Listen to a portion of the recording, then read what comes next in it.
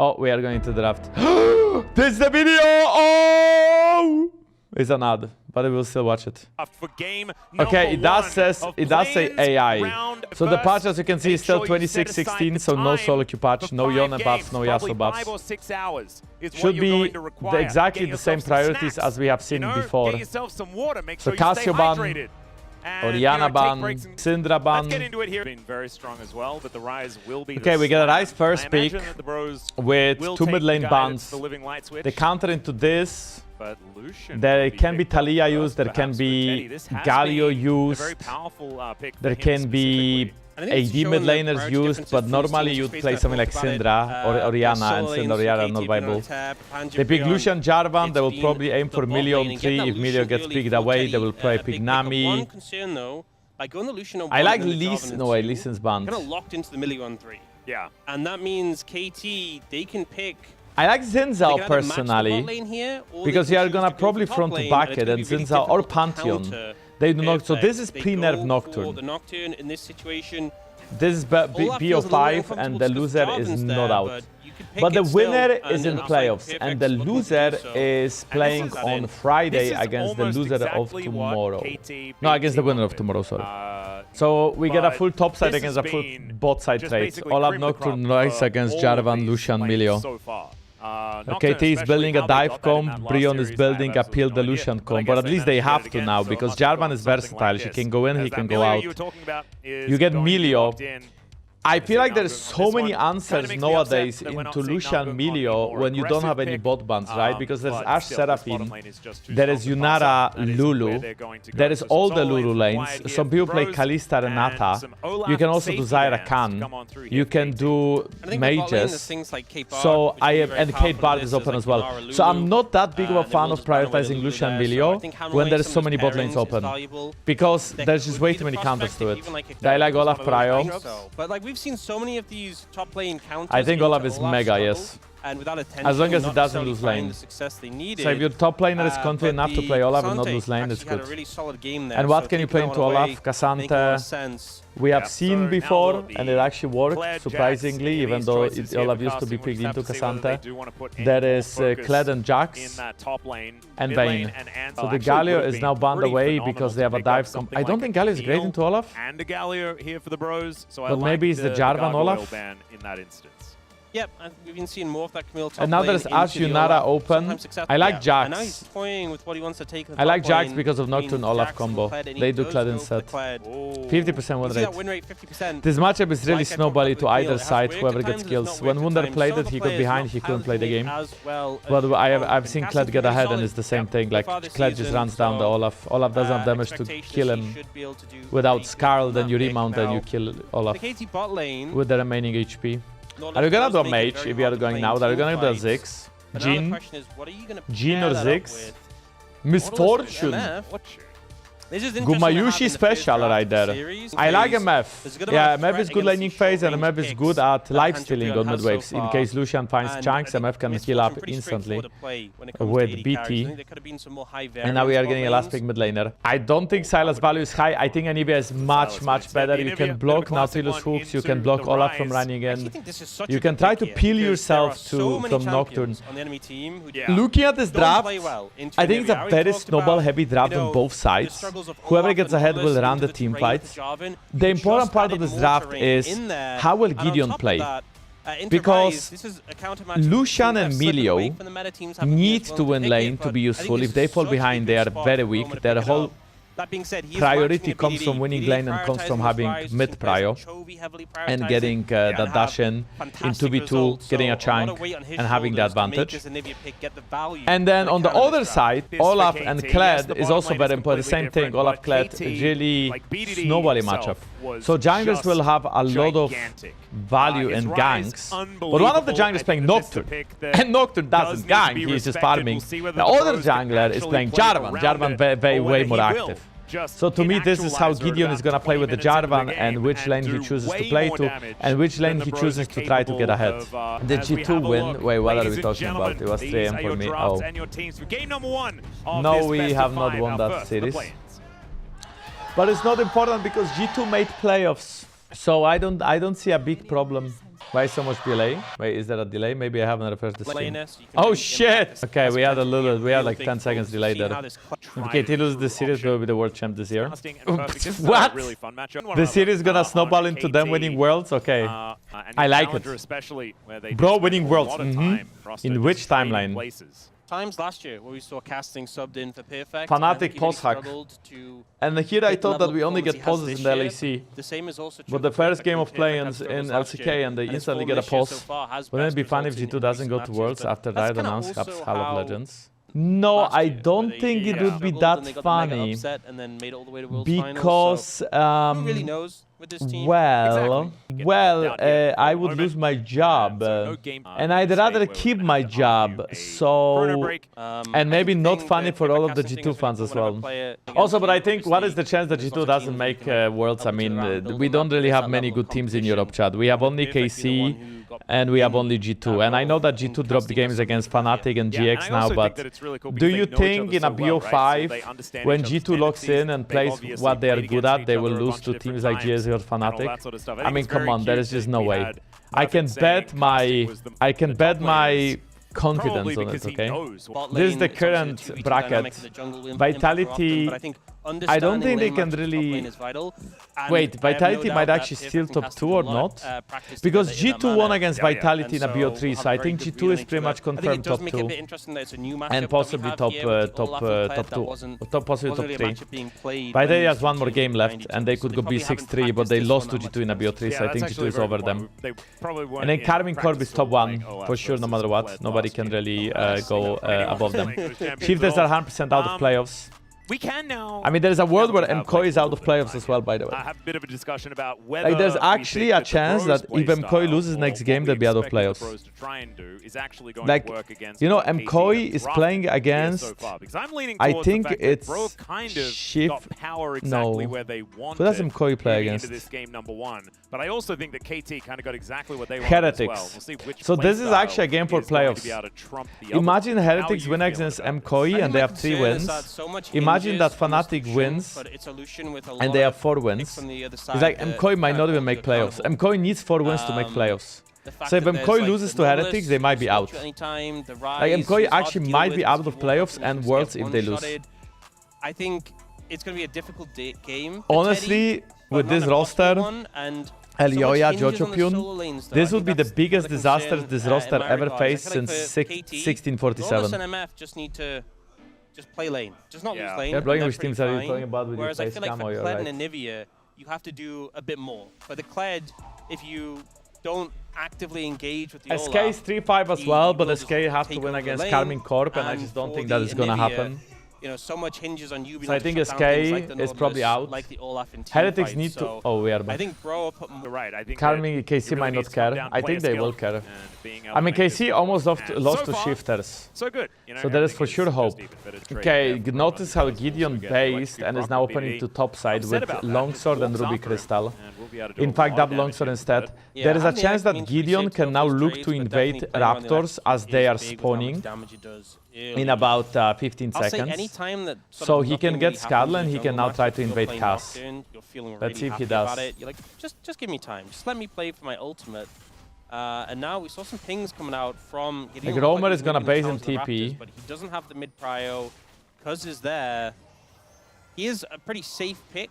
Like oh wait, he's ganking mid instead. I like this a lot. I like this a lot. This is a good gang. It's a good gang. Does have flash and ghost. Let's see whether the wall works. Perfect placement there from Roman, but doesn't get the stun. I'm surprised that GIDEON didn't look to EQ and you know. Yeah, good moves from BDD to get away from that one. Maybe you flash in and not really sure why GIDEON was so passive there. Like I feel like you should just EQ and maybe he flashes. You know what I mean? He might be afraid of Q flash. Here's the Cozy Campfire comes down. BDD is booking it towards his bottom lane, though. The bros need to be very careful as Namgung without the heal, but does flash to try and get out of the way. And now it's Teddy that's in a lot of trouble. BDD and BDD roams to bot lane instantly. He doesn't have TP. That is wild, bro. He literally almost died mid lane. He based and he opened to bot and insta double kill for KT. So easy for BDD. given over. Unfortunately, it's a kill for effort. Didn't even bother going back mid lane. Just goes to bot lane straight from mid through bot. They're not tracking BDD. They have to use flash. So dead at this point. Even with the flash, it was just it's like Teddy is even. I don't know. I feel like Teddy can't lift. He was just trying to kill effort, but effort is too tanky. Now we have to play against Ryze with 1 kill and assist. He's gonna be a little bit good thing, not 2 kills. Bad thing, misfortune as a BF sword. My prediction was that this series is gonna be a mid jungle gap. So far, it's definitely a mid gap, Teddy. With that, as the anchor does come out here, Teddy looking for some more aggression onto Jiwoo though. BF sword in hand here for this misfortune. You know, Lucian Milio. You played against Lucian Milio, and they outtrade you in 2v2, even though they get hooked. That's how stupid Lucian Milio is. Times he gets chunked out and just resets, runs back, resets, runs back. Cuzz got top skull spawn, so he's 6. That's a fine play. I think Romer is very killable now with Nocturne. Make the misfortune miss. If he pushes like this into tower against Nocturne, so easy to kill. What do they need to nerf? They want to stop Lucian Milio. Wasn't able to purchase anything. Well, Lucian Milio win rate is not super OP, so I don't think they really need to nerf Lucian Milio. But yeah, I think it's Lucian W passive or his passive overall. Not just W, just his passive. Because to me, there are certain supports that are not viable unless paired with the AD carry. That is very specific to the support. And just think about it this way, right? Like Lucian Milio is a lane, right, chat? You have Lucian Milio. But then you also have Kalista Renata. Renata is used against hard engage comps. But Milio is not really used with any of the AD carry. BDD is roaming so much this game. What does it mean Legend 5 against Ryze first? Ryze group first seed against Legend 5th seed. It's groups in LCK. It's like group A and B. Roamer from this point onwards should really pressure BDD so that one can roam for free. And also, if you look at the river, look at all that vision. I feel like Jarvan should do a better job clearing wards. Like he's basing now, he might have Sundered Sky possibly, or at least close to it. Gideon, besides that one mid-hover, is invisible. And he's playing Jarvan. He's playing a champion that is supposed to be active. An effort could be dredge line from an anchor with a chain. Bit wordy. Perfect gonna come down and help Cuzz out as they look to take the grubs. Gideon very upset with this one. You can see he's lurking in the area. But it looks like the bros are not going to be able to contest it this time around. Might be able to get one. Nope, there is a smite there for Cuzz, so that is 3 for 3. And Gideon wasted time. He looked at Nocturne getting grabs and backed off. He is dead. Namgung is going to have to get out of there. The bullet time's too good though, and Jiwoo is going to cut him down for a 3rd kill. Okay, in this game, I'm not a big fan of how Gideon is playing. He's way too slow at looking for opportunities. One gang mid and outside of it, Cuzz was always ahead of him in tempo as Cuzz is full clearing, and Cuzz didn't really do anything. But he got grabs, he got double scuttle, and he's playing Nocturne, so it makes sense. They get this play to successfully work without even needing the Nocturne. Cuzz is just farming, he's built up a bit of a CS lead, but that threat of the power. And now you get a good kill on Namgung, and he has no summoner spells, so if you river fight, he's a good target. Yes, Anivia is having good pressure in the mid lane. But she's only a wave CS ahead after BDD catches this one. And like I said before, if you are playing Lucian Milio and you don't get ahead, and you cannot really dash in on the mid wave, you cannot get mid prio, then Lucian Milio value is garbage. We've seen when it was Lucian Nami, we've seen when it's Lucian Milio, is that he's very good at controlling the wave and having mid prio when it gets to the And now you see Ox is talking about the same thing. He's listening to the stream. With the lane is in a good spot for Jiwoo so far. Eddie in a great position, now ulting in. We are charging. They do get on top of the Olaf, and the culling is going to give him a back massage. That is actually a kill! Teddy with that back massage on perfect. Great angle there and great swap. Not gonna lie, I am surprised that Olaf died there. I think Kleduld brought them so much closer than I expected. Like, Teddy didn't even have to flash in for it. And now Misfortune is getting all of the plates. 3 grabs against no grabs, big diffy in pushing power. 3 grubs. And they have Jiwoo down here already, as casting is going to show up, but He should be ushered away. Anibia is coming and so is Jarvan. This farm as possible with Gideon coming on over. Casting is level 10. This is a very hard fight. They have to focus Gideon. Gideon should be the target. Gideon flashes away. They have no mana. Casting is unkillable. It's so tanky. Level 10 Kled. Casting flashes in. Jiwoo is gonna die. Oh, no way Cuzz is dead as well, right? Like, Jiwoo is for sure that there's no way he's gonna survive that. Oh my god, Casting 1v9 in the game! The ult top lane, the retake bot lane, level 11 Kled. He got the top lane quest already finished. He's so high level, he's 5 levels ahead of Naut. Runs them down bot lane. So we get replay of this one first. That is just Kled ult value. Look at Teddy, look at Teddy, he's like... sprinting. And then this one they have no damage. I think they should focus Jarvan. They have to kill Jarvan. But Cuzz ran out of mana. And I think, didn't Cuzz fear a minion there, or am I tripping? And they can't cut through yeah, and they just cannot kill the minions.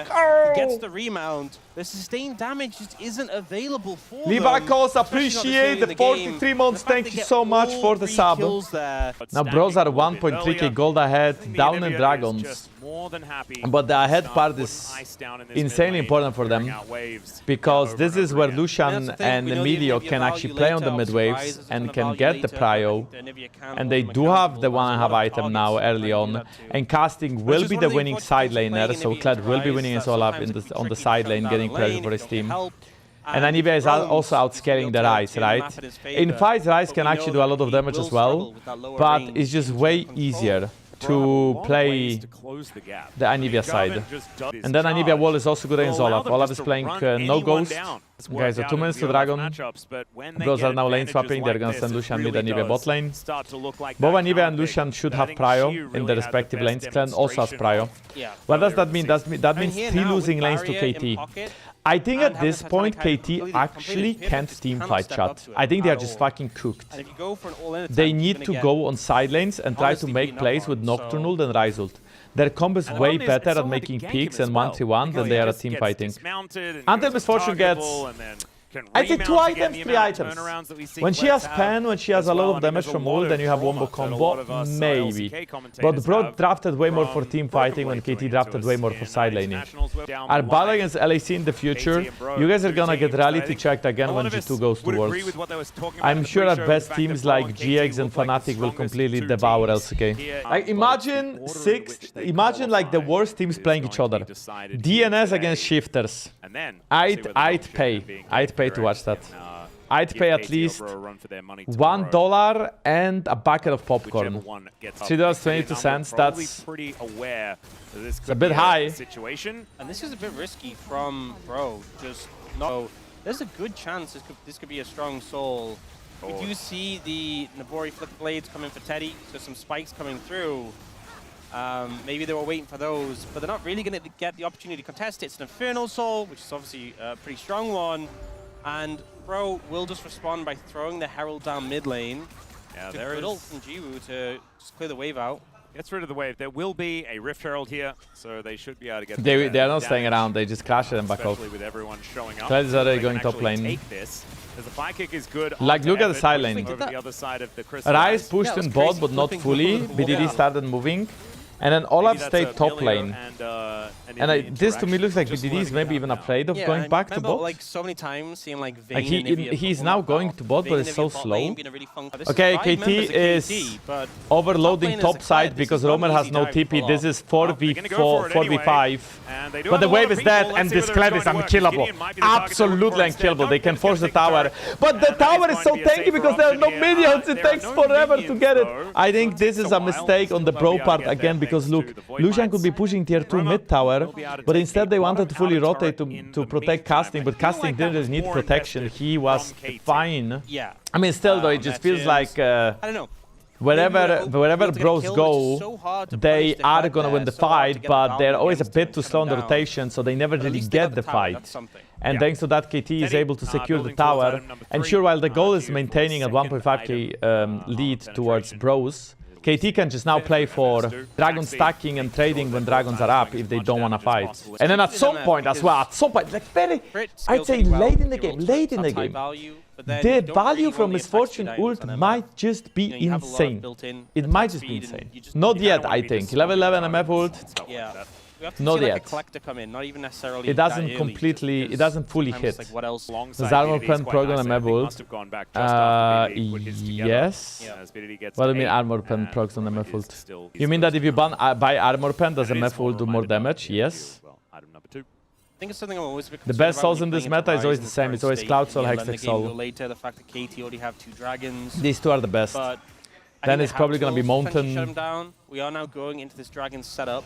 And then it's anything around Chemtech Infernal and they're trying to maintain control of the banana brush here and stop Hanjin Brion from moving in. Like Misfortune, higher end action procs of ult, and Misfortune ult benefits from armor pen. Every physical damage benefits from armor penetration, and every magical damage benefits from magic penetration. Oh, that was not a great hook! A big out ult, a big Misfortune ult, massive Misfortune ult, big melee ult. Casting is demounted. Wait, casting is dead, and so is now Tilus. Look at Teddy, he's cleaning up the fight from the left side, and BDD is cleaning up the fight from the right side. Jiwoo flashes in, kills Lucian and Anivia. Holy KT pull 2. 6-7 kills. Wait, Gideon is dying on the right side. Really struggled to push into the and KT will be now claiming the Baron, but they forgot about the Dragon. It's Al. They're going to be able to take this out. Okay, this Misfortune ult. Spray attack, I think he does. Yeah, low-key 1v9 the fight. Look at that level. At first I thought effort is trolling. They have to face shake because they have to fight, right? But casting is really tanky. The problem is Gideon misses EQ and then he gets completely evaporated around Romer with the Misfortune ult. The rehook from effort is insane, and then they kill Kled before he remounts, which is really important. Because Kled without remounting is not that big of a deal. Gideon gets finished off, and then Jiwoo look flash in, progs the egg, kills Teddy with BD flashing in as well, and then they finish the echo. Big problem here was the fact that Gideon couldn't really find the engage he was looking for. He went in, he died, and also casting couldn't get a remount off. Now KT will be giving up this dragon, but they do have Baron, so they'll be just running it down mid, I believe. Oh wait, actually. I think they should just go mid, they should never fight. Cuzz from having a way out without that flash. Let's see what the bros find. Another fight though. Okay, they just go. Nocturne. Look at Olaf, look at Olaf, look at Olaf, look at Olaf, look at Olaf, look at Olaf, which is not dying! This Cataclysm locked his own team in Misfortune ult. Gideon! It's like all you have to do is really make sure that the Misfortune can channel her ult for free, but they are standing in Misfortune ult like it's a shower. It's a freaking bullet storm. And now the more items Misfortune gains, the harder it is to really team fight. Cuzz is... no way. No way. Oh my god, that is crazy he cancelled him. That is actually crazy he cancelled him in time. No way, no way, no way, no way! Infernal Cinders! Okay, wait. Okay, he snipes him over 2 minutes. This is the first time I see Infernal Cinders having so much value. It looks like the pings are coming through. Oh, it took them too long to get that kill. Wait, there's a TP coming in though, that's Kled. Namgung is gonna die, not before he ults. Perfect is gonna... Perfect has no ult, that's why he didn't ult and kill Lucian there. They are looking to kill Gideon. Look at casting, he's gonna remote. This is really bad for KT. What? What? Teddy's eliminated, and KT just move up and destroy them. At some point, you gotta feel that the chase of the Nocturne just went on too long. BDD comes in. Never mind then, it's pretty good for them because Jiwoo arrives and he just cleans the fight. Okay, look closely at that Misfortune ult into Jarvan ult. Now Misfortune is gonna ult, and Jarvan ults at the same... Oh. Speaking of uncomfortable Anivia's here, sir. She is dead once again. So Effort died for it, but it's so worth it. You max E or W Nocturne after Q. Not ideal. You can max W if you prioritize jungle clear, and you can max E if you prioritize fearing in fights. W is good for damage, E is good for CC. It's actually wild how the butterfly effect is shown right here. If Cuzz would insta-die, they get 2 waves and they base. But because Cuzz bought so much time, Teddy is still stuck on the wave, and then they can't really run away in time because BDD has ult and is sprinting at them. This would never happen if not the fact that Cuzz left so long. And now Namgung dies very fast. This is where I thought Bros can actually make it happen because Teddy is low HP, but he's still kiting away. The problem is Jiwoo arrives and casting can't dream out. He just dies. Jiwoo actually spaces him so well there. He is going to be absolutely fine. Having a look here at Roma, who is trying a little bit of a cheeky maneuver there, but that looks so weird with the wall. Found the angles over and over again. Effort gets hooked back because he hooked the wall. Phenomenal. He definitely got his steps in. So random, but so true. BDD is 3k gold ahead.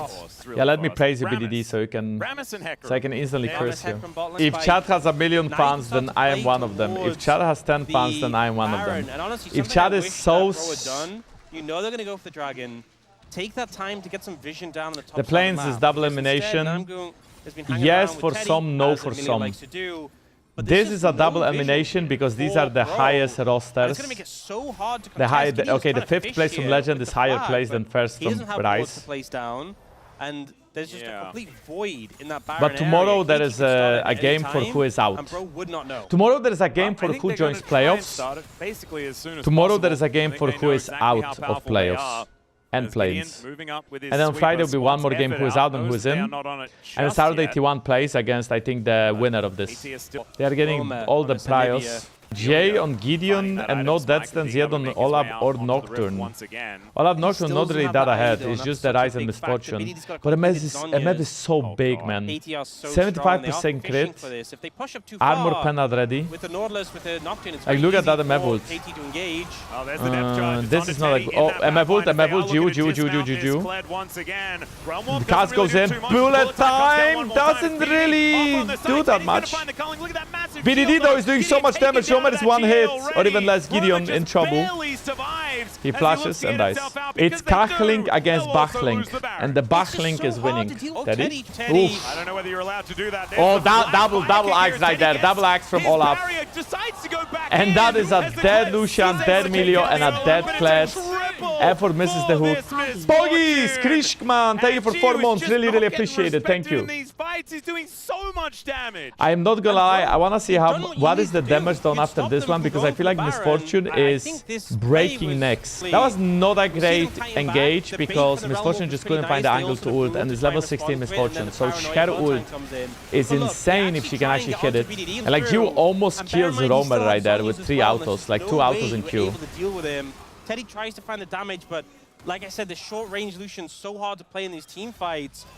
So hard to find angles. He gets chunked out here, has to disengage, but then sticks around, looks for the kill. I remember he was so close to completing an Infinity Edge, and he opted against finishing it. Mahmoud Abusha, thank you for 4 months as well. Lots of love, chat. Mwah, love you.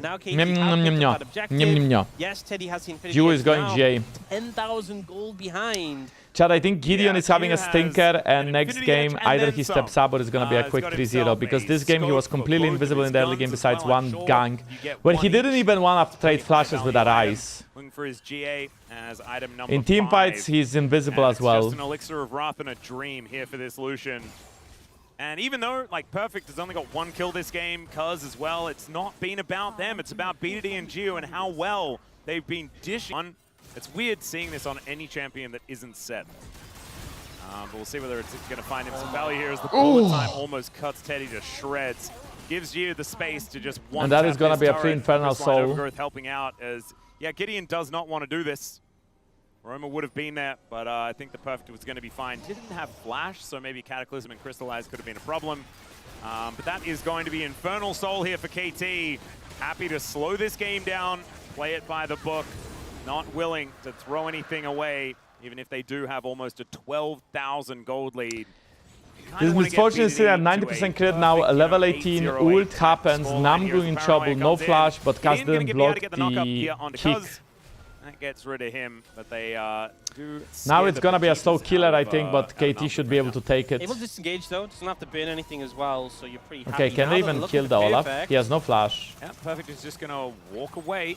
Okay. But the Cataclysm will prevent that one from being a possibility. Only one I mean, the exhaust, effort is here. so the Okay, Olaf that's a will be dead going Olaf. down. And now Effort possibly in trouble. Effort Trying is to looking like he escape wants the to go in. Crystallize. He's going out. Being very frustrating. Finds the stun here, does Roma. And Effort is going to have Okay. No, he just Wait, Vanive got hooked. That fight is already off. The egg is exposed. And BDD takes the portal, flashes in, stopwatches to bait them in. Pentakill? Oh, wait. Carry mounted. I don't think that matters. Wait, Penta.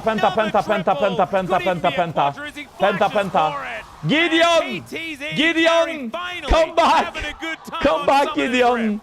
Decimation Gideon. from KT on the back Gideon end is of this basing. game. They can go for the try to find Penta. an angle in. They've already gotten a pick on the Olaf, but Bro just cannot do anything to turn Jiwoo things 12-1 around and 8 in on that game one of misfortune, this 6,000 series. gold lead. Gideon, he's got And a chance Gideon to is try a to nice defend. guy, look at him. See what he can do here. Look, He Gideon just is a kind of nice guy, guys. That is gonna be a explodes down pentakill. the GA, and the bullet time will be enough to take him out here. Pentakill!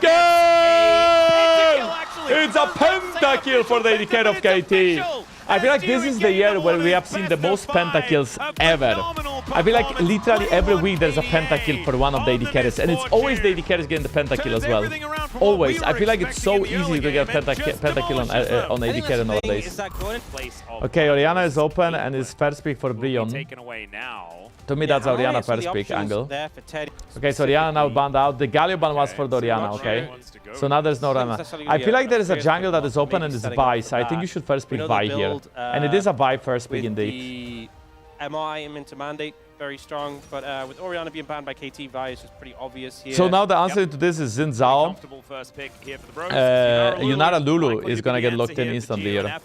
So this time KT is drafting better bot lane. I feel like the meta is the first pick drafts for top side and the second pick drafts for bot lane. So now we should see a full top side for Bro. They can also just answer Zyra Khan or they can pick Ash Seraphine. But there's also a chance they go Vi Rumble and then let's say Kalia, Ari. I like Ari personally. Yeah, could certainly do that. Syndra instead. Okay, Syndra is also a good player for sure. Except you have a little bit less mobility. Very nice champ. But I do like the keep away that you can play there as well. Instead, he is going to be heading your Syndra is direction, better so for that teamfight Ara will be zoning locked in.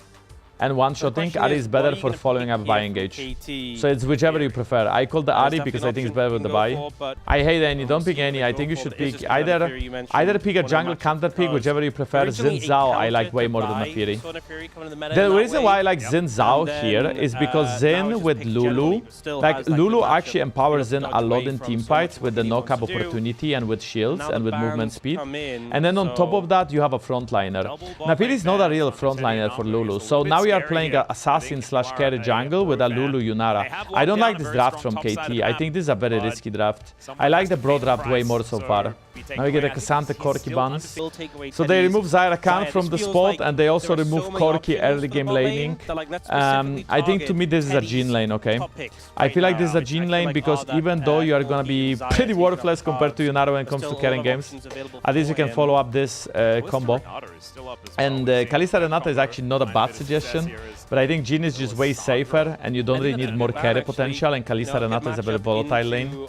And then I'd probably just pick like a Rel maybe, or Leona, but I think Rel is better because he already has so much AP.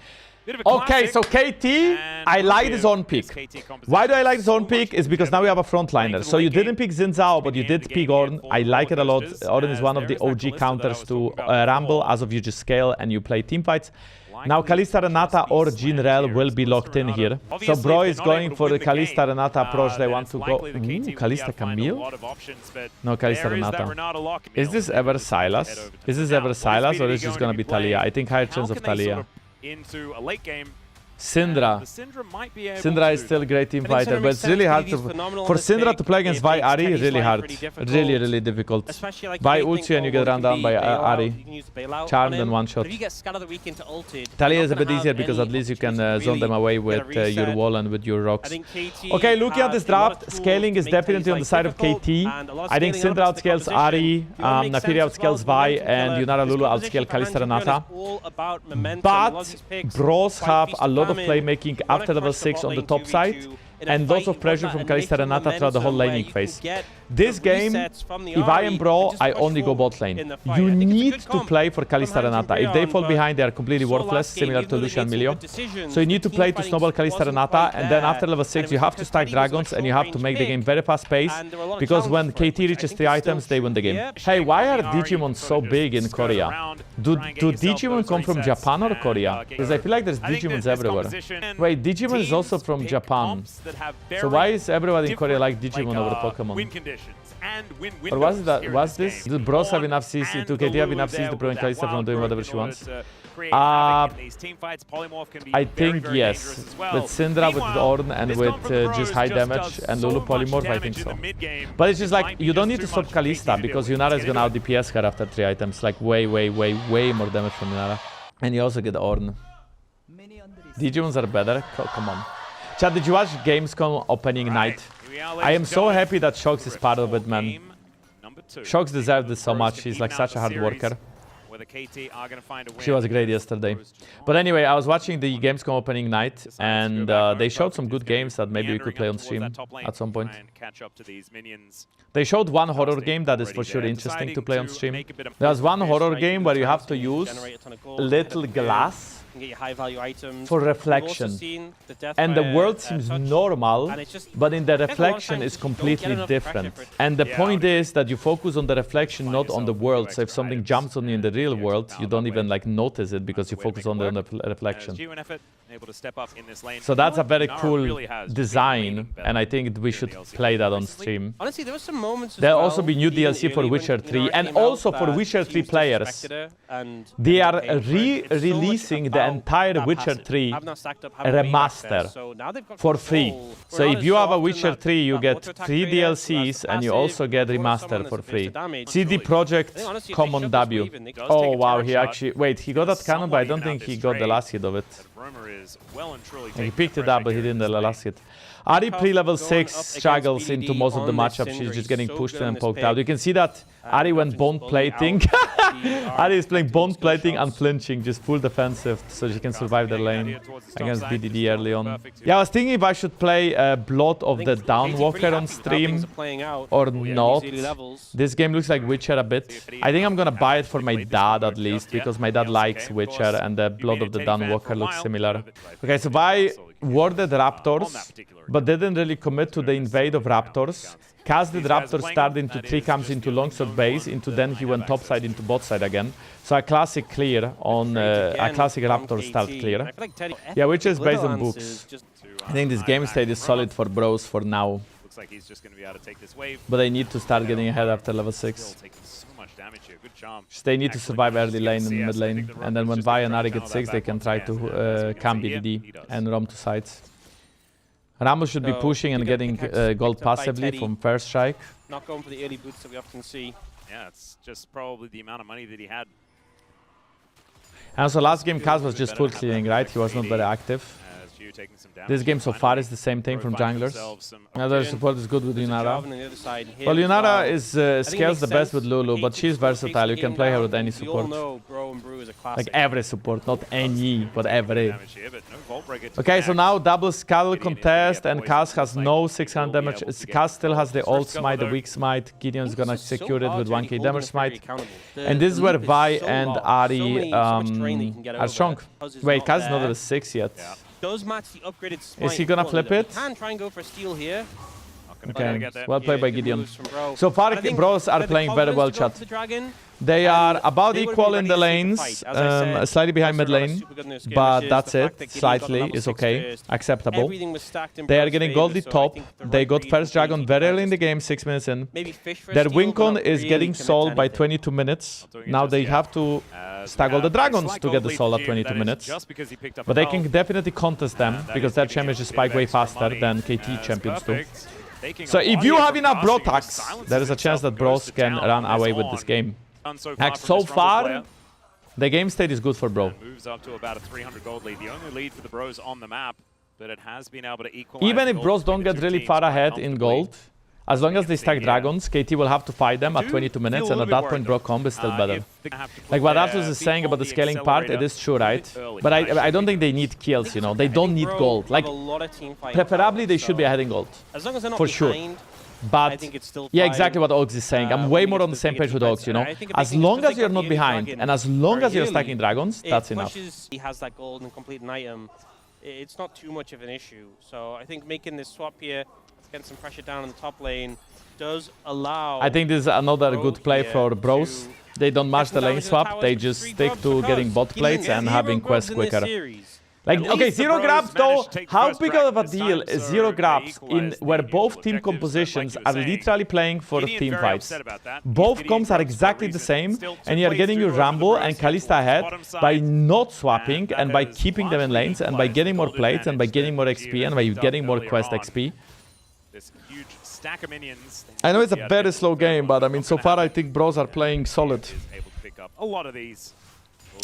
This is the kind of slow game where Cuzz bought a potion level 1 and he still has it at 9 minutes. BDD also had potions from level 1, he still has it at 9 minutes. Both jungles around the bot side of the map if anything's going to break out, but definitely a different vibe than actually, like, it looks quite hilarious to have a potion so late into the game.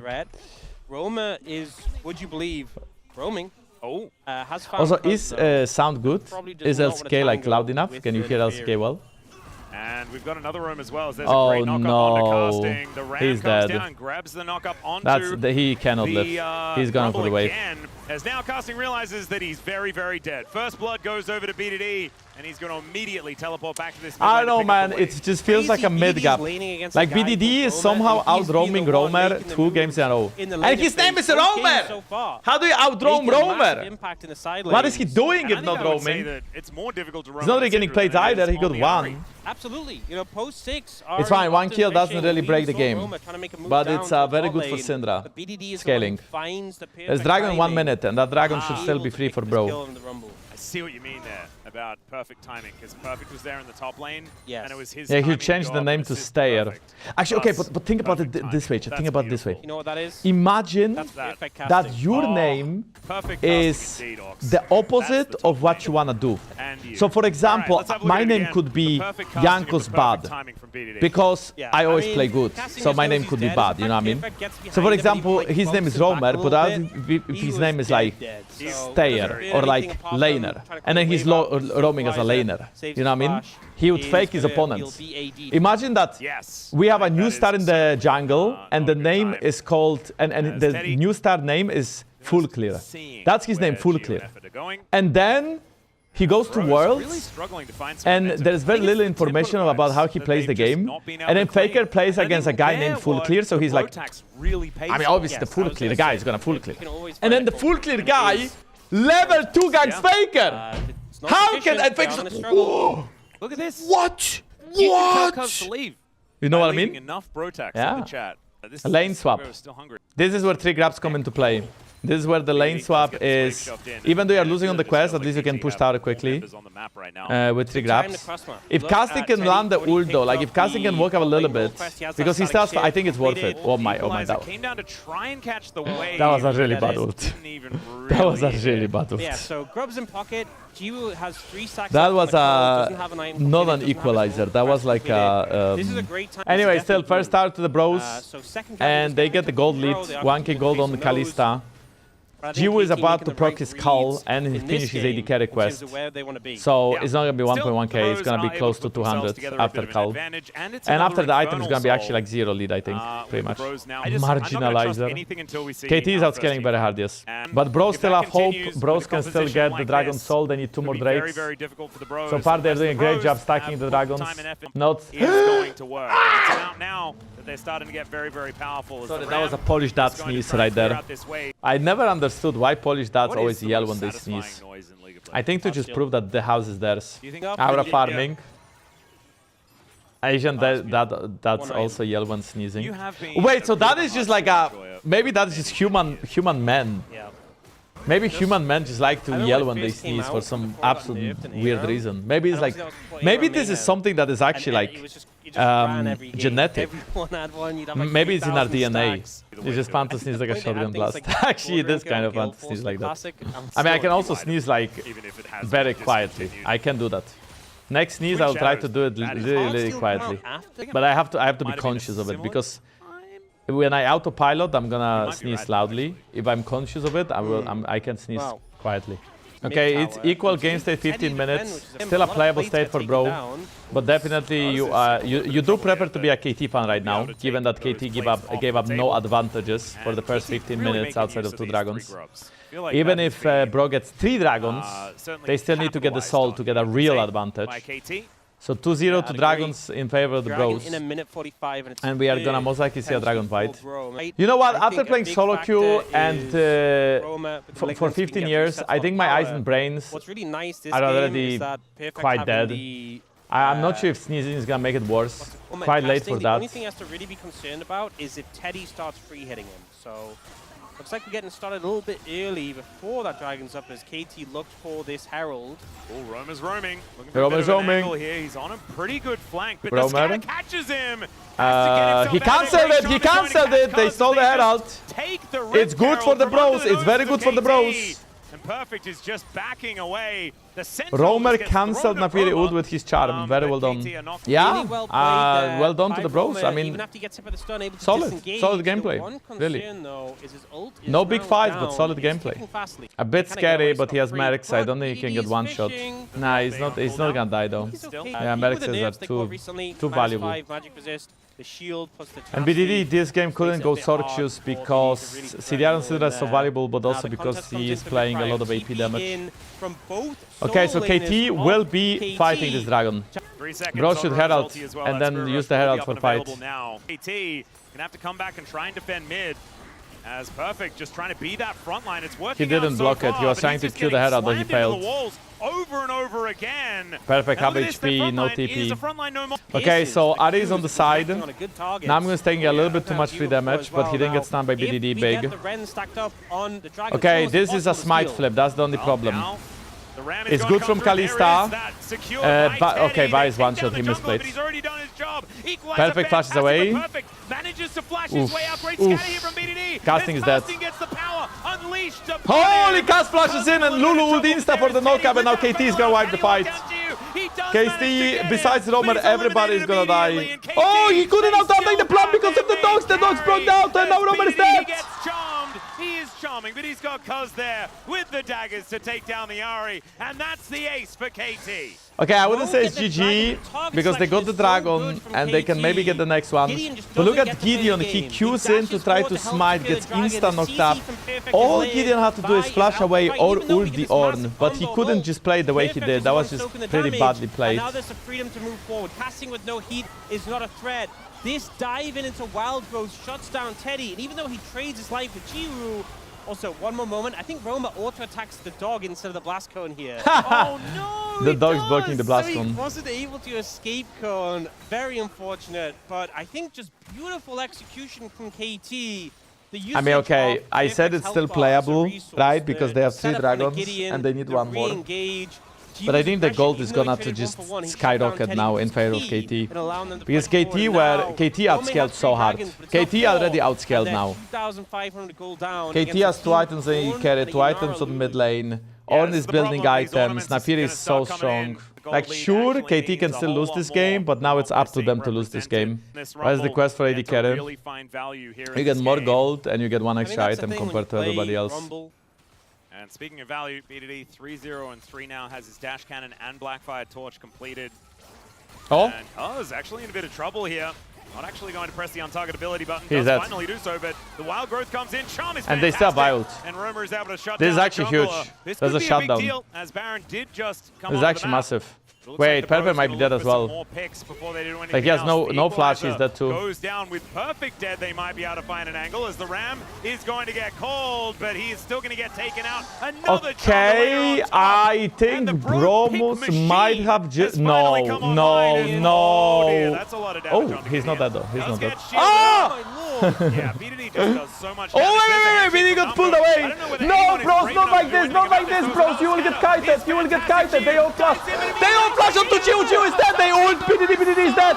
Incredibly good, and that is going to be the ace because Bro, stop it! Respawned.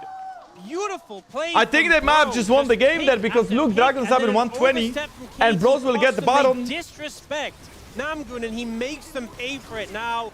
Looking for the Baron, the TP comes in. I mean, this is a free bottom. Just a zone Cuzz away. Soul is nearly up as well. They can like Cuzz can't do anything here. He is completely done. A devastating mistake for KT. Absolutely nice peek, and it all started with catching Cuzz and then running down perfect. And I almost said a trade. I mean, okay, he should never eat like this. Like, I don't know what Cuzz was thinking, but that was just like straight up win trading, okay? This was just such a body. I feel like really playing though. Picks like Neferi or Ornn, who are Ornn's very tanky, has a dash. Neferi very mobile. You have this presumed sense of safety. It's kind of like we've seen a lot of our Ezreals dying around mid lane. And I think they just disrespect the opponents. The pick potential, the chase down potential for this comp is extreme.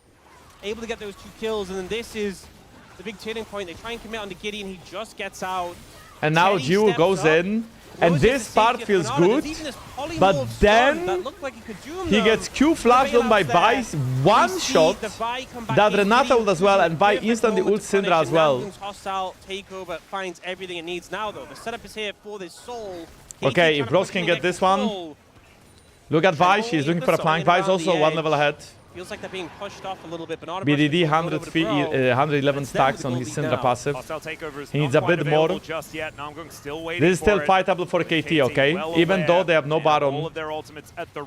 Perfect is building an item for Cuzz. It was cancelled. Gideon doesn't have his. Teddy, thankfully, has his flash up, but not the barrier. Okay, see what the Bros can actually do here. Takeover in 5, and Teddy's starting to stack the Rens on the Dragon. KT need to do something soon. Let's see what they're actually going to go for here. Is Perfect trying to stay in that. Look at Kalista. There's a great scatter on. They engage. Gideon is going on to Jiwoo. The equalizer is amazing. Amazing equalizer. Amazing ult from Renata as well. Somebody else as the Infernal Soul comes in for the Bros. Bros get the soul. Bros get a kill. And the Bros will get the tower again in kills. We have 6 to 7. Oh, Gideon fishing, won't find more, but he was. This equalizer was amazing. Did he get a kill? No, didn't need to. But he shut down Jiwoo and stopped him from being able to do anything. Just bought time, and then the back end. And Bros are inevitable. Now the last hope for KT is Elder flip. So they need to flip the Elder, they need more items on Yunara. They just go on Yunara, Jiwoo has to peel away. Equalizer zones the whole KT team out. Perfect goes in. I'm pretty sure like how the KT team like BDD and Jiwoo got hit by Renata ult, which is really good too. And Brolivers are eating good. Very good, I'd say. Perfect upgraded Blackfire Torch for BDD, but like, is BDD the main carry? Shouldn't you upgrade Kraken Slayer? I think in a team fight, there's a higher chance that Jiwoo is gonna kill everybody. 4K is not enough to win this game. I think it is. I think 4K gold and soul. You have to remember, it's very early in the game still. It's only 25 minutes. And Yunara doesn't have 3 items yet. She is close though. Maybe she has it now. IE, the last Whisper item. Yeah, okay, she does have E now. She doesn't build the R, but she has IE. So Yunara is a bit stronger. Still though, made stronger not too long ago. with that Infernal Soul on Rumble, on Ahri, on Kalista. Infernal Soul is not that OP, just a little bit of extra damage, but if the fight starts badly, you will still lose the fight, even if you have Infernal. If the fight starts badly when you have, let's say, Cloud, you can most likely like peel away and survive. 3 minutes Elder, 130 in Baron. Gideon just got Mav of Malmortius, that's a tanky buy. The big one is Teddy soon getting Jack Show. Jiwoo is building towards LDR next, most likely. He is sitting at 65% crit. We have Zhonya on BDD. We have Perfect is very close to level 15, which okay, now Perfect just got Jack Show and will get level 15 soon. Level 15 on Ornn gives you 1 more item. That item should go to Jiwoo, i.e. upgrade. Devastating kill contribution on this Renata. And the Bros now set up once again. Perfect wanting to face check, but it's getting more and more difficult as great charm connects onto Cuzz. Does go up into the sky eventually, but he's basically out of the fight before it's even begun. And there's no camps actually nearby from sustain up. The Fury can heal up really quickly if Raptors or Wolves are up, but they're down, so he has to actually go for the recall. Oh, there are pings actually onto where Gideon is here. Okay, Infinity Edge just got upgraded, so we have 3 master worked items plus 4K, 4.5K, and Bros have Infernal. able to one-shot it. I really like the flank from aggressive Gideon. move there, it's kinda gonna They are give clearly away looking for a fight. they know where Gideon I'm is. not really sure if they know where Gideon is. BDD is marking him, so maybe. Scoped out though, as the Scry's orb does come on down. Okay, I believe they spotted him. This hasn't been started yet. Gideon's still Lulu is fit trying in to this base to get position. wards. Effort is also almost level 11, would be sweet for the team fight. We are getting Korean Aram, as both teams are trying to get Brion on that mid wave. BDD, I think Scry has bloomed him, and now if he gets KT caught, are on If the Elder. Gideon This is dead, so that's a disaster, dangerous, but like I think he's saying. okay. Cuzz not going to quite He's find too the daggers, quick and Gideon will with be Q. able to make his way out, but that was almost game losing. Okay, Chad, I think we are gonna get a flip on Elder. And a red pot. This is a big buy. Bros should not flip it, Bros should just look for poke. Now the Elder even getting involved. Ari, here is Rumble, they have perfect so for much damage with that Infernal, but not with high Tyler, so his range. health bar is pretty large. And pressure's going to be on KT, because again, if Teddy stacks up the rend on the Dragon, this has been fatal for KT in 2 Dragon fights before. They can't let him do it again, because Elder would just be a game ender. Well, look at all the sticks that are already in this Elder. As Teddy just happily tanking it up. Casting is on a ward. Gideon is flashing in, Jiwoo is the target. The flash shall miss, I repeat, the flash shall miss, but the Renata ult is amazing! And Jiwoo is killing his own teammates! Holy shit, that Renata ult was so sick! The Bros finding such a huge 1-1, boys, GG's. No kills even traded, Bros just wiped them. And we do have a series, TSM Dyrus, and they need you. They find the engage, they find Jiwoo, and the damage is there. That was a great team fight. That was a really, really, really good team fight. Oh, there was a guy with TSM sign, but he was on top of my cam, so I think you couldn't see him. I just read his sign. That is what we were looking Well for. done, Bros. I have hiccups. What the fuck? That will make it to maximum games here in this series. I'm gonna replay this fight. By the Bros, and that is your Bros GG's. I think Renata ult really carried. Look at all the sticks. Look at Renata ult value. Just happily tanking it up. Casting is on a ward. Is this? So look at this engage. Actually, Romer is gonna now flash in, and he will miss the flash charm, right? He's here now. He misses the flash charm. The charm goes wide. He goes here. It's kissing the skull crab or whatever. And now Yunara is still knocked up. And the big one here is flashing from Namgung and his ult. Look at that Renata ult right here. It's gonna catch 4 people. Casting dashes in, finds the charm. Lulu, Jiwoo. Whoever. Okay, just 2. But just 2 is so enough. Just effort and Jiwoo, the bot lane eliminated. Is there under Jiwoo though, but look at the AoE. Casting dashes The bot in, lane can't play the game. Whoever is there under Jiwoo though, but look at the AoE. If Jiwoo could keep hiding, there is a little bit of hope that is still playable. Also, BDD ulted Gideon, but Gideon was, thanks to Mabon Malmorpheus, he doesn't get one shot here. If Gideon dies now, then Cuzz gets a reset as well on ult. Whoever is there under Jiwoo though, but look at the AoE. They all just explode, and down they will go. The Bros finding such And no a huge Elder even fight. needed. They They'll be just able get to this the massive Elder fight here and they off run the them back end down. as well. And we have an even Missing series, charm on ladies ult is and insane. gentlemen, as KT Like, not gonna lie, Jiwoo, the only kills you got this game is killing your own teammates. It's a bit rude, you know? It's a bit rude. You know what I ate yesterday? I can show you. This is drożdżówka. I don't know how to translate it to English. It's basically... once again, Oh! we are going to just have KT The on blue. good that wasn't the real and food. We first are gonna pick buy of in the the draft. Bros. I'm pretty But it's sure a if I read sweet that right. bun Yeah, with it's a bit interesting. pistachio, raspberries, baked. A lot of It's value, amazing. so It's maybe Mavs amazing. in that top It's lane the best position. one that I know in my city. Okay, so it should be Cassiopeia and Orianna. You don't really want to open Cassiopeia and Orianna. Chad, we are finally getting a BO5 and it's gonna be minimum 4 games, which then takes us into a longer Fearless draft, which everybody's gonna be happy about because we get a more variety of champions, right? This is the name, Chad. Drożdżówka. Ban. What? That is an odd. I mean, okay, it's not really a ban, but it's kind of a ban, I guess. But it's also an odd But yeah, this is how drożdżówki look like. Yeah, so There's a lot of Brion variations, is gonna be okay? taken away. But I love it. Annie It's been so pretty good goated. into It's Ari, like obviously like that's lately it taken became my away. favorite dessert. I'm not sure why That's though, been an but answer to I the love rise it. as well, but that's So yeah, as Maybe mentioned, Cassio and Finalists Orianna bans are in place now. Any ban from the Bros? There are so many mid laners out. What is even open? Sylas, Akali, Victor. Victor is the best blind pick. So Victor is good. Victor is definitely, I think I'd first pick Victor. But if you first pick Victor, enemy team can go Akali. and then just take. So Akali and Victor are the two best mid laners now. There's also Galio. Yeah, okay, so we are getting Ezreal first pick. I think Ezreal Seraphine would be okay. You could also maybe look for Camille again. If I you like wanna, Kai'Sa. If you are willing to play that, if you don't, you can pick Jhin or Corki to match laning and to have a support that can roam in case it's needed. Okay, we got a Bard Caitlyn. I feel like this has to be a Caitlyn login. If you go Bard like this, you have to. Yeah. You can go Jhin as well. I think Caitlyn is better champ. KT throw this one away. It's kind of all right.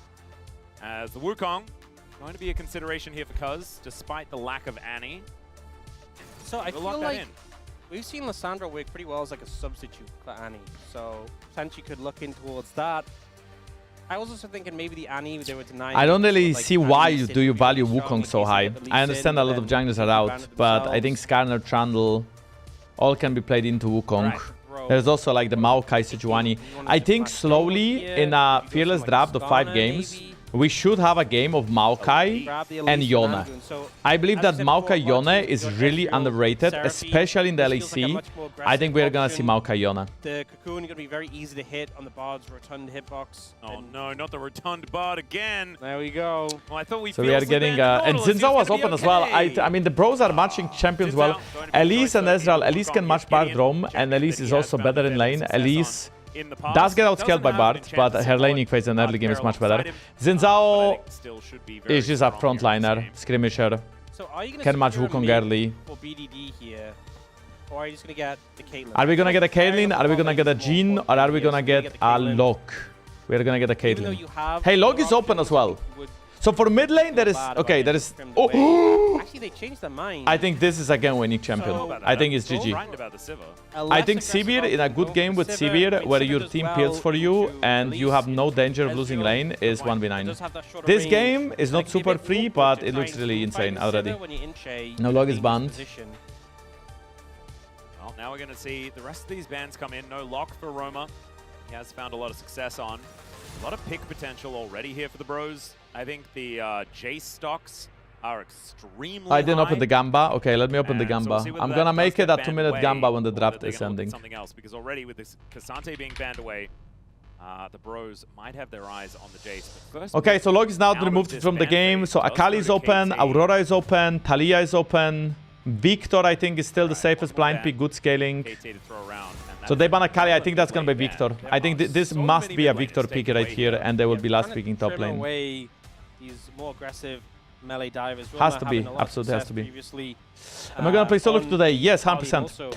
I'm gonna be playing more solo queue because it's playoffs time, and during playoffs chat we have more time for solo queue because normally the days of Coast are shorter.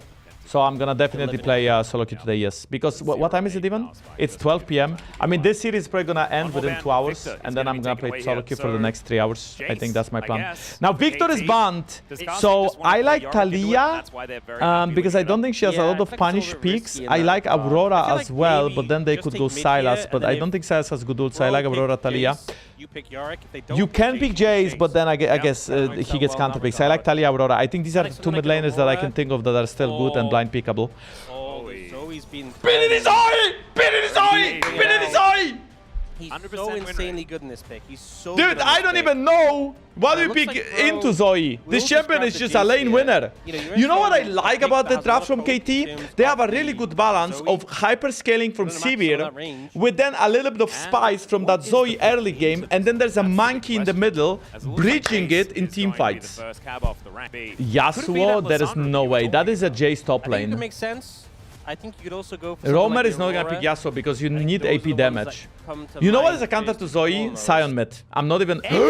would be crazy. Okay, please do it. Please do it or you are a coward. Okay, do it or you are a pussy.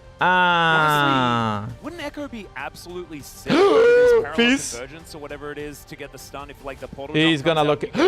LeBlanc, this is a pre-buff LeBlanc. LeBlanc mid lane against Zoe. This is why fearless draft in a BO5 is fucking goated. And we get a Yorick counter pick into Jace top lane as expected. Okay, this draft from KT is outscaling because Sivir late game has no threat on her. As long as Wukong is gonna peel for her, LeBlanc doesn't really kill. Like the spell shield value is so high against LeBlanc. Early the game though, Zoe needs to win the mid matchup. If Zoe doesn't win the mid matchup, Zoe becomes useless. Like Zoe has to play from ahead, right? If Zoe is not ahead, if Zoe doesn't threaten with bubble, she's useless. Also, KT always needs to be the first ones on objective, because if Zoe has to retake, she's also useless. Like she has to be the one hiding, and she has to be the one landing poke when people walk into her. We will see how Zoe can work in this game. She should have mid prio and she should be roaming to side lane. Zoe is a big roaming mid laner. You guys have more time, free time, go outside, maybe go for a day or something. I have not shine grinding solo queue when I have time for when it's called Dargan, I can be sure of that. I will consider it. I will consider going outside. But for now, I'm gonna stay home and play solo queue, okay? While I will be thinking about going outside, I will be staying home and playing solo queue and streaming. But I will think about it, okay? We'll see whether the bros. Like Chad, yesterday I went out with my friends and I played some paddle. And we were first timing and it was very fun. I didn't know paddle is so expensive. Like whoever makes paddle, I think must be earning millions. Right, here we are, ladies and if you have a paddle course, I think you are a millionaire, bro. I don't understand why it's so expensive. You can play tennis in my city for 15 euros an hour. 15 euros an hour you can play tennis. Namgung's Elise comes out. For paddle, it's at least 40. Pickleball, no, I don't mean pickleball, I mean paddle. The paddle and pickleball are different. Not like paddle, like a paddle from rain. And I feel like I know how to. Anyway, all-in from Elise and Ezreal, they do win all-ins early. Ezreal and Elise need to win. What? Oh my god, we are flashing for a red buff. That's what I'm talking about, Gideon. This is the sort of creative pathing you love to see in Game 3 of a best of 5. I mean, it's almost as cool as just straight up flashing out of the fountain, which is my favorite one. Really give you a head start. So we are getting Xin Zhao flashing over the wall to get a red buff. And I already know that this game is, you know, get your seatbelts, because this is gonna be a fun one. The barrier comes out from Teddy, but Jiwoo is also looking worse for wear. Namgung, he does so much damage on this early game Elise. Jiwoo's so low, Namgung can just literally... So Gideon is looking for a level 3 dive. Oh, that was a trade. Chat, that was a trade. And now Jiwoo has no exhaust, no heal, no flash, and he has a guy with a giant spear right behind him. Let's see what they can actually and the guy with the giant spear is gonna leave because he gets afraid of Wukong. I would dive. I trade my life to kill Sivir. It's worth 3 waves lost. Like I think shut off. No surprise. Now Cuzz is trying to invade, but Namgung is instantly matching it. But Namgung moving up to the top side to try and cover and defend these camps from Cuzz. Great read right now. Because Gideon ends up at a big advantage if he gets to clear. Hello from Korea, thank you. Effort now taking some damages. Namgung is kind of everywhere here this game. And the repel. Oh, he's out of range. Yeah, he's not actually he is dead, he has no flash. He messed up his repel. That's first blood over to BDD. That is very bad news for bro. Oh, a big miss. Very bad news. Zoe is playing Ignite Flash and now she got a kill over the Blank. Comes down 3v3 with and that's gonna be lost chapter for BDD. Bitsy Spider doesn't get up and down that water spout by staying alive the whole time. It's now Jiwoo taking a bit of damage here. Teddy trying to do what he can. It's a decent spell shield, but Gideon's coming down one more time. Wind becomes lightning, just barely avoided. Okay, so KT gets away. You can see that bros are really trying hard to pressure the spot lane and make Sivir behind. So her scaling falls off and she won't be able to 1v9 as hard as quickly. But bros are still on a timer with the Sivir being in the game. And so far, yes, dropping CS on Sivir is painful, but Jiwoo is still doing okay. Meanwhile, now BDD will have perma mid prio and Yorick is starting to scale over Jace as well. One of the things I always found really frustrating about LeBlanc. Oh, wait, that's a solo bolo. Holy solo bolo, Romer! He hits the skill shots, look at that girl! The other one, you can't see because there is my camera. She was shocked. This is why you take the match of Roma with supreme confidence, flashes to keep supreme confidence indeed. She was pogging. That was really well played by Roma. Hits every single chain. Flashes in, so BDD cannot flash out the chain. And BDD, after getting the first blood, gets solo killed. Maybe. Because hey, that's a lot of damage. Cuzz gonna actually go in on this one. Namgung still has repel. Romer is here faster, he W's in, he W's as well. The flash from BDD misses. And I think that's it. Being answerable. If a LeBlanc gets fed, you can just kind of like W over QRE, W back, and if they're not dead, they might as well be. Yep. Gideon is also going to be able to find Cuzz here. 3 Talon Strike doesn't quite work. Oh, that was a good value throw. Out of the battle, and Gideon with level 6 already, there is no way that Cuzz was going to be able to contest this, especially with no flash available. We are actually getting a competitive game here. Really keeping this Wukong Bros down. are really pushing limits. I really like how Gideon's approach to jungle this game. Yeah, Gideon is perma-invading. This is the best Gideon early game from all the 3 games we have watched. So far this series, but Ogs is saying the same thing, but he copied it from me because I was faster. He hasn't found the bot gang windows. He's still been putting that pressure on. BDD gonna have to walk his way out of this. Trying to prevent both Sivir and Wukong from hitting their spikes. Namgung over here as well. So they look to and there's also the fact that Gideon is Romer is winning lane, right? Like Romer got killed, or BDD got a kill, and Romer got a kill back, one-on-1, when BDD got a kill from roaming Elise. And now it's Tensius lead in the mid lane, and Romer also gets prio. Yeah. And you make it so tricky for BDD to move into the fog of war. Well, there's a reason why Zoe is not played, and it's because for his team she literally has 2 abilities, and both of them are skill shots. Teddy wins this hard. Teddy looking for a solo here towards Jiwoo. Does get his health back with that spell shield. The exhaust comes down. Oof. And a couple of buttons do go wide. Oh my god! Hitbox you were talking about. As oh! is going to not quite find Very the close. damage to take down effort. But now okay, Cuzz gets 1, but look, now he's slowed. He has no flash. If he gets cocoon, he flash from Namgung, and that's gonna be a kill. Bros are doing it. Romer now 2 kills on that LeBlanc, and LeBlanc just got buffed, by the way. Oh, we are so gonna see LeBlanc in Europe, aren't we? Ah! Stop! Okay, we are back, chat, we are back, don't worry about it, that's perfect, he's getting knocked up. And that is going to be another kill to Romer, 3 kills on this LeBlanc now. Now on a killing spree, and the Bros are just looking never stop bro leaving. Never stop bro leaving. That slow from Xin Zhao as well, that leaves Cuzz in a 1v2. I think Cuzz could have run a bit faster, his smile was also a bit late, and he could have ulted a bit quicker. But to be honest, it's so hard to run away from this with no flash. And perfect as well. Gideon just flashes over the cage, gets the slow O from red buff, hits the W, hits the E, and then that's another one for Romer. Romer should have, okay, he went Sorchus. A risky build from LeBlanc, Sorchus. But chat, Sorchus got buffed on the patch that KLCK is playing on. And now, when you have tier 3 boots, they give you 18 magic resist BDD. Okay, nice sidestep there. That was scary, he got died. The tiny Hydra now fusions in Zhao. Had a look at Perfect versus casting very much this game. But casting doing a pretty good job so far with the early lead. We've seen some players have been able to leverage the pressure. Chat, did I curse KT with my prediction? Are they actually going to lose 3-1 instead of win 3-1? Sivir still has hope. The problem for Bros in this game is that they didn't get any dragons. You know, in the previous game, they threw the game and then KT threw it back, but Bros had that win-con of Dragon Soul at 22 minutes, and they claimed it. Now Bros in this game still get outscaled by Sivir. Ooh, that was a very nice Q by Teddy. Revealing that there are people in the brush. But they don't have dragons. So 12 minutes in, 1 dragon only. And while LeBlanc is fed, while Ezreal is fed, this is a very good gang. Wukong instant knock-up, and Teddy is gonna body it and flash, but what kind of flash is it? Cuzz gets the kill. Effort's gonna die for it though. TP coming in from Jace. Wait, Romer! Romer is roaming, but he misses the chain. And the bubble. No way. Casting, QE. Oh! Is going to stop the LeBlanc, but the Jace is there with the shock blast, and down goes the How many plates does KT get from this?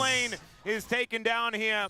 The chain was really bad though. He had 2 people running into him. He whipped the chain a bit too quickly. He could have held it. 2 plates, 3 plates. Let's have a look at this one more time. It was a good chase down, and Teddy just barely. I mean, that looked like a really good play from KT. They almost one-shot Teddy, but that stun from Elise prevents Cuzz from finishing off Teddy. And then he has to flash in. He gets the kill, and the TP and a double roam. And Roma with the roam. Trumpet. Close there. The chain Oh, he's making the same jokes as well. Crazy. I think he should have just Q, R into W, one-shot one guy, and then save the chain for the other.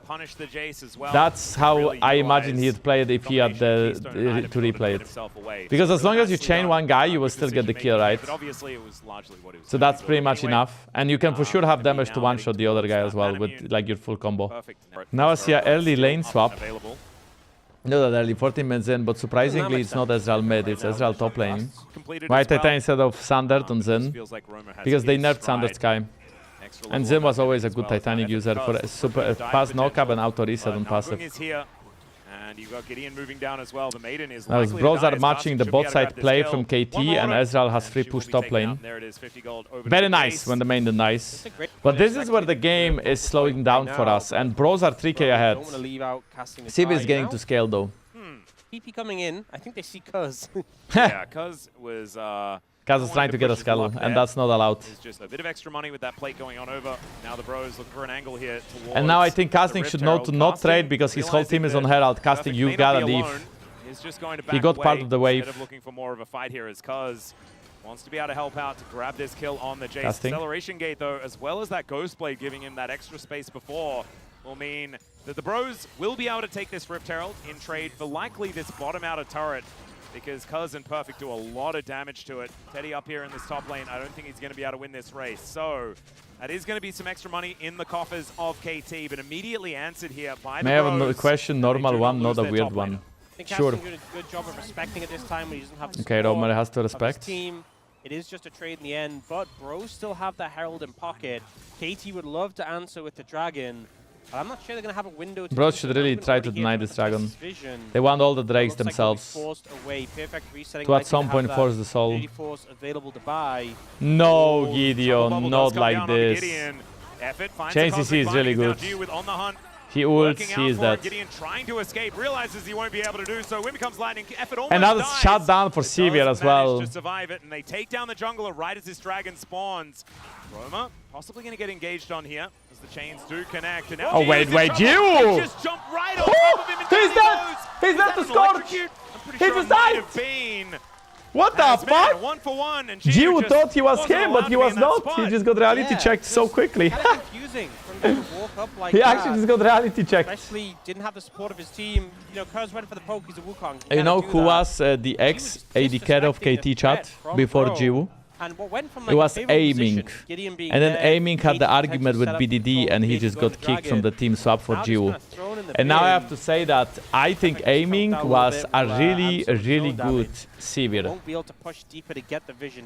He was probably one of the best Sivirs in the LC. Like, he really understands Sivir. And Jiwoo in this situation, not so much. Only a few stacks away from maxed out. And he's going to be very strong. Still the bros just feeling like they have a positional advantage around this dragon. Gideon already starting that one up, casting here towards the bottom side. So Perfect scary. The Maiden making their way over. So scary, so difficult face check to get the bot tower, to get the dragon. Like, look at all these wards, man. They know everything. Yeah. So this was an overstay from Gideon on the top side of the map. We already saw like Namgung reset, went to the bot side. Just too deep. Wolves are extremely greedy. Your whole team is already contesting Dragon. I think Gram was good. Blue Cabin good. Yeah. But this Wolves one, too much. Was already chunked by the true shot and still walked I don't think you realized that he was chunked by the true shot. Or maybe he didn't think Ezreal is right over that wall. Now it's 2 Dragons and a Herald for the bros. That makes sense. And the bros are keeping a very healthy lead in this game. And then Jiwoo just died again, by the way. Like, Jiwoo just died again. Like that. Gets up to that 10 stacks. All that movement speed as well is just going to be so dangerous. Let's have a look at this little scuffle that just happened in the mid lane as Jiwoo is just dead again. Oh, what? That's what happened. He gets killed by Q from Jace, Ezreal jumps in, and then Zizal snipes him with a W. This most random death. 147 CS for Jiwoo. Troublesome. And bro just getting more pressure. 2 dragons in pocket. KT in 2025 went to World Finals. This was the matchup that Teddy got the most CS. And now there is a chance they won't even make playoffs. And he was the if they lose to bros and then they lose on Friday as well to either BFX or Nongshim, they will be out of playoff contention and thus will not make Worlds. From finals to not making Worlds. Nice stun. Unbelievable. They won't commit. Teddy actually the only one who was not afraid. Now Gideon's gonna go in and force a flash. Get himself out of the way as Gideon still has Crescent Guard, so he's not dying here, but he's at least... Yeah, I think LCK this year is really competitive. It's the closest season we have had ever in LCK. You just can't predict which teams are gonna win. Besides, DK is really good now, but how DK will be in playoffs? HLE, you can expect them to be really freaking good in playoffs. T1, are they gonna fix their issues? Is the top side gonna step up? Or is it gonna just be pace and carry? Because you've seen that a lot in the LCK. I will admit, I also... Is that why I have 41% prediction rate? Nice. Well, my 41 prediction rate comes from... For the highest prio in this game, really. Other things. But it does. But yes, partially because it's very hard to predict LCK right now. Civil is 2.5 item. Next Dragon's pretty much given up. The gold lead is too big. Really nice. Jankos is okay, but what's the stream naked? No, it's not. You have to put your pants on. Right now. Jankos, I'm dealing with the girl. With girl. She is cute, funny, and lovely. But there is one thing. She told me a few years ago that you like her pot on Instagram. Do I have to feel jealous? What? Perfect, trying to get big here in this game on this Yorick. Yes, you should. You should actually introduce me to her. Like if you are a real bro, if you like me as a streamer, you will introduce me. Are you a real bro? Is it? Don't walk in there. Spider is fine. The Raptor camp. That's a little bit cute. Cuzz on his red buff, they will be able to secure that. Okay, so bros have control. I've mentioned this already, but Zoe is really bad when you have to walk into... They do have some good wards down here, but this one's going to get cleared out. Into Dragon! They're going to try and rush their way because you have no control, and you can look for... Roma has great Yeah, position, Roma has great position. It's one one really good to match. The bubble hit, but Teddy's gonna buffer ult anyway, so he does something useful. Gideon goes in, big ult, effort is dead, that's one! Tempered Fate from the grave just doesn't really do anything, and now Jiwoo, I think he's gonna have to use that extra movement speed to get the heck out of here. Oh, the trouble bubble misses, the Q misses. Okay, one more Drake, and bros will have that poke value from Ocean and from having Soul. So notice how Romer is just zoning KT and forcing them to go into that river, all of them. And then the engage just cleanly hits on Bart, he has no flash. It just means Bro can just go back to poking. Sivir absolutely can't auto-attack. Even if she did, she doesn't really have the items yet to wipe a team fight. Very true. And then the Romer, how ahead he got with his LeBlanc. So even if they do, Building that cap now. they will potentially still Teddy has Spear of Shojin. the kings. But going back to the girl question, no, it's bro, I don't think you need to be jealous. You said you're gonna ask a normal question, and then you're asking me about a picture I liked 20 years ago, 10 years ago? Yeah. Or 5 years ago, I don't know when that happened, but probably years ago. I got it, I got what you're going for. I thought it was... Yeah, like there was I think you're okay, bro. I think you're okay. Hit with a Zoe composition, so the Yorick works. That looks like he really wanna force this fight. But why? Just wanders out of the way. If you hit a travel bubble against Domberg's target, it's gonna be a full 1.5 second duration, you can collapse on the guy. But it looks so difficult to play the game. Zoe from behind is one of the worst champions in the entire League of Legends. That's what I'm gonna say, actually. Like, the angles where she's trying to travel bubble you are just so obvious. She's guaranteed knocked up. A Bard is so rarely gonna be able to stun a LeBlanc. And a Wukong... Unless you stun LeBlanc of her own clone. When that happens, though. I feel like the Xin Zhao value is just so high as well, as Roma goes in once again. Jay's gonna get bot plates. KT is desperate to get some control. Okay, this could be a big one. This could be a big one. Looking for an angle, doesn't find the cocoon. On to BDD is Roma, still looking for more. With this distortion, he can see everywhere and nowhere all at once as Cuzz gets engaged. Gideon? The Cyclone has to be invested as Namgung. Cuzz is gonna die! Cuzz is gonna die! Teddy is going in 1v3, kind of.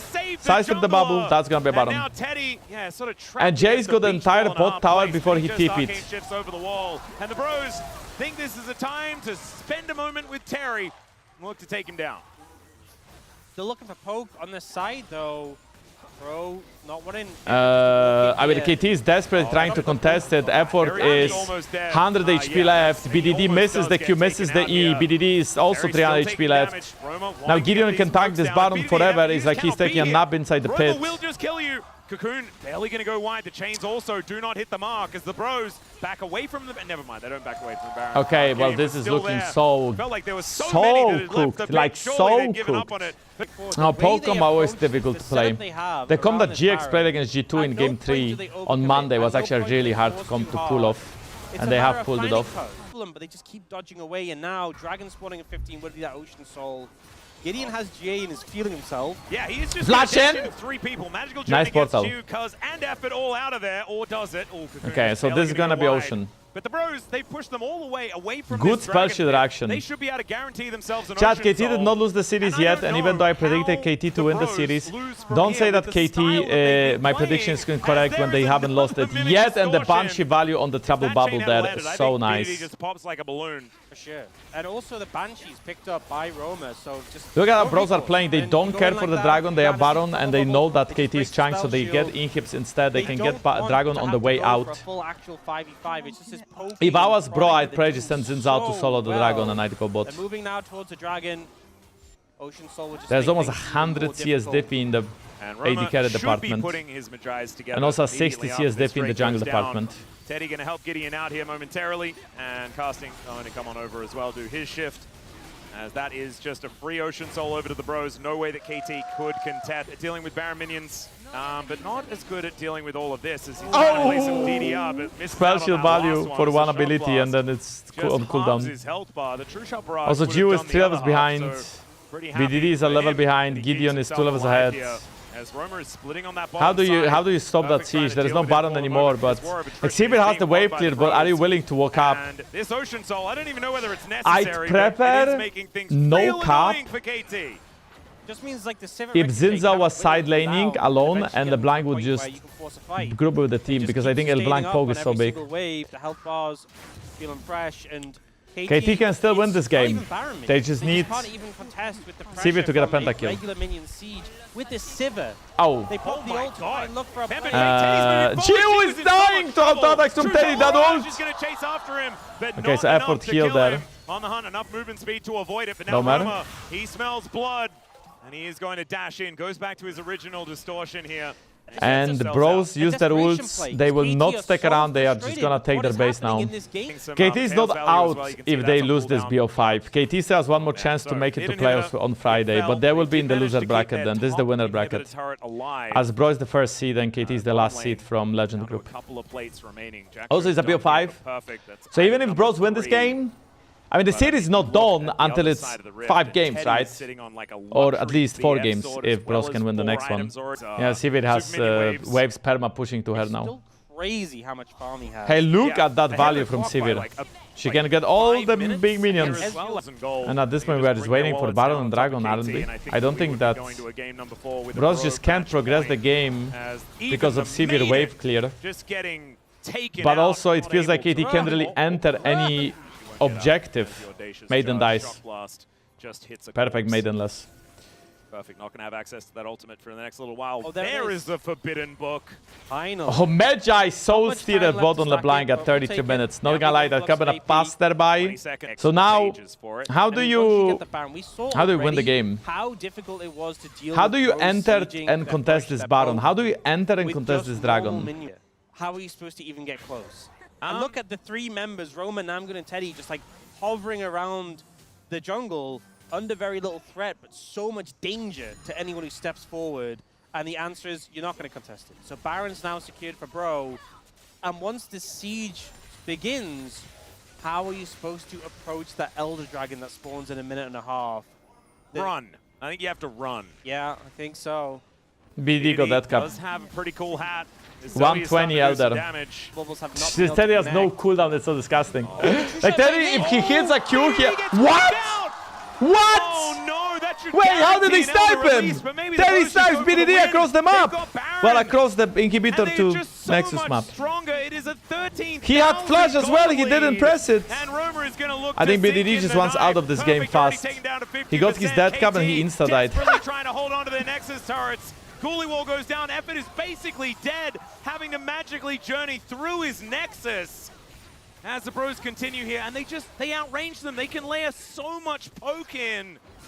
Every one of these shock blasts is so deadly. True Shot Barrage comes over yet again. Wukong is dead. Flash away because I mean, Bros are just styling on KT right now. They are wiping them off the rift.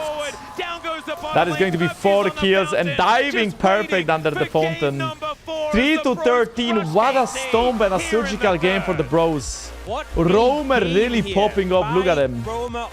He smiled because he knew he just got one of the legendary mids of LCK. Chad, there's at least one more game.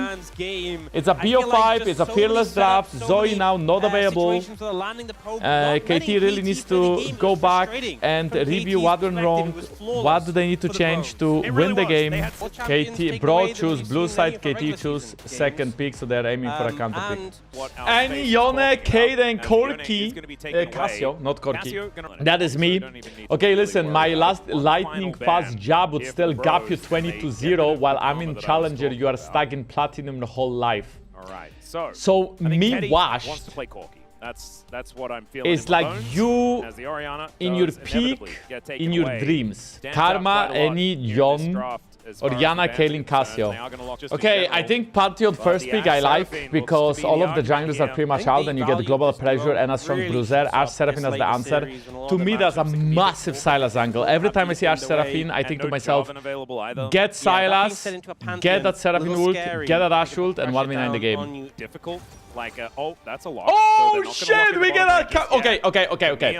A choice as well, definitely. I absolutely love Camille and Locke. I think Camille and Locke is one of the best combos you can have with Locke. Because Camille actually locks somebody down, they cannot flash away, they cannot do anything in the Hextech ult. And then Locke lands the ult and one-shots you. So I love this combo, Locke plus Camille. This equals W. Lee Sin was still open, now Lee Sin is gonna get locked in for KT. Not really sure about the low Lee Sin prio. We are seeing Lee Sin in game 4 very late. I'm not gonna lie, this shirt made me think it's TSM shirt. It looks very TSM-y. Okay. Mel. Galio is out, Mel is out. I like the Galio ban a lot for Locke as well. I think Akali should be the next ban for Locke. Akali is the best mid laner left. They banned the Ziggs, so they're trying to remove all of the annoying bot laners for Ashe and Seraphine. Zyra Khan is still open, but Zyra Khan is unplayable into Ashe Seraphine. I mean, you could play Victor. You could actually play Victor bot lane into Ashe Seraphine. It's risky and I'm not sure if Teddy can play it. Okay, so now this could be Victor mid or Akali mid. Is it definitely... I really don't like Aurora. She is only used to win lane. Akali much better and Victor much better, whichever you prefer. Lissandra with... Okay, I love the Lissandra. Merc's value on the side of Bros is quite high, so you will see a lot of Mercs there for Lee Sin, for Locke. But having Lissandra Lee Sin as a combo, where one of you is locking them down, and then Lee Sin has all that damage.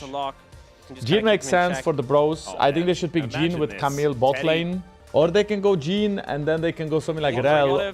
Dive in the team and just be able to pop that ult from Rel, all Leona is still open if you do prefer to have a roaming support. And then put that Camille top lane. Nar blind pick. Or an Alawi. Namgung is hovering some stuff. I don't think there's a counter pick to Nar left. No, Chase is banned. What are we blinding? So casting Yorick is out. Olaf is out. Vayne is out. Could you just pick him Bessie? Senna support with Jhin in lane? Namgung, where are you going? Yeah, I think Nar is the safest. Looks like it'll just be the Nar. I like the idea of Senna Jhin, but I think Senna Jhin is still gonna lose lane. Is Lissandra going to lock? Yes, because every champion with high CC is good. But Lissandra is so much squishy. Teemo is unironically a really good counter pick in lane against Nar, but it's too risky. I think Camille is more likely to be locked in here. I think this game, scaling-wise, KT is having really good scaling. Like KT team fighting late game is absolutely insane here. That looks like Perfect's not in the mood for that. So but Bros have all the tools in the early game. Bros had a very solid snowball in game 2 and game 3. And now Bros are in the exactly same boat where they need to snowball. Their bot lane will suffer, but Camille can roam.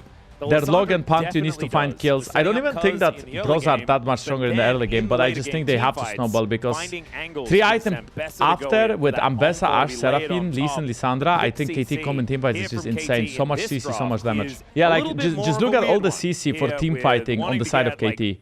Ambessa ult, Lee Sin kick, knock up, Ambessa slows, Lissandra WR, Ashe W root with Ashe arrow stun, with Seraphine rooting and also ulting. Charming. I like the draft from KT. If I had to choose a draft I prefer, I'd go with the right side draft always. Nice read there. And Cuzz is playing the Mai Tai skin. So Cuzz is locked in. No. Does have that reset potential though. And the Thralls, one of the changes they did most recently to Lissandra is they included like Lissandra Korean sound is just perma yelling. They made it so like they won't just stop following you.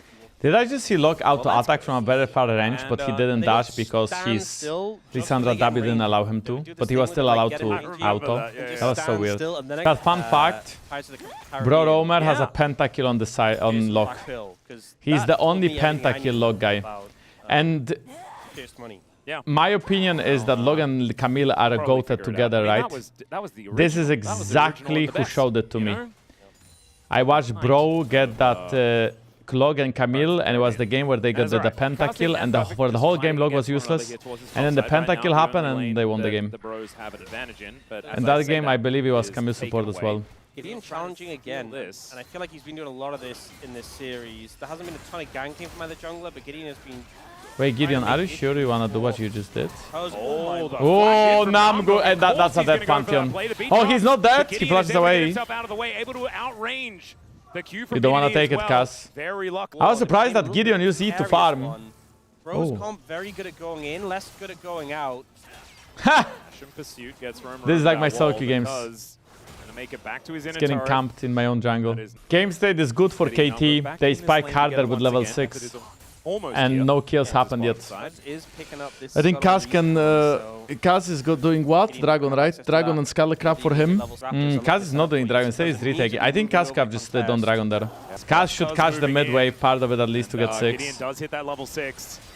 Cuzz is gonna be 6 any moment now, not yet. Cuzz is still not 6 yet. Romer ults, and Cuzz misses the Q.